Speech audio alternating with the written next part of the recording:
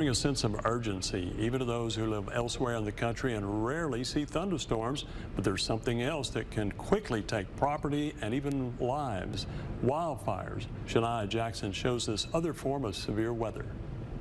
The National Weather Service has already issued a fire weather watch. That's going to increase the fire danger for the region. That extreme fire danger, especially up towards the Panhandle. You hear us talk about it often, but what is fire weather?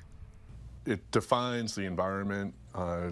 During certain parts of the year, our area and other parts of the country are at risk for wildfires to spread quickly.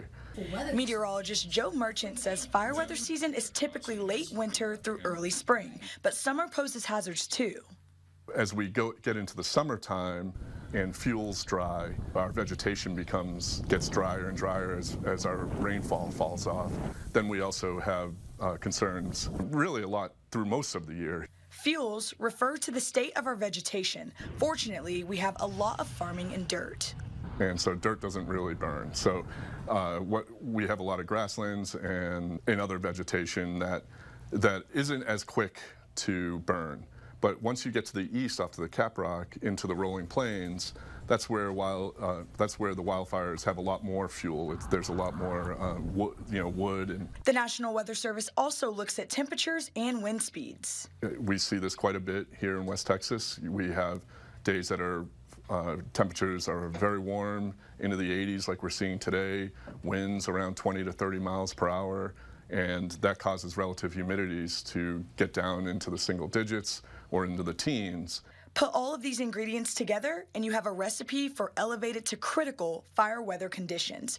With regard to recent wildfires in the Panhandle, Merchant emphasized a mission the Weather Service has always had: to protect lives and property. And unfortunately, as we found out a couple weeks ago up in the northern Panhandle, there were lives lost and quite a bit of property damaged, over 1 million acres. According to federal data from the National Park Service, humans cause around 85% of wildfires yearly in the U.S. Luckily, there are precautions that we can take.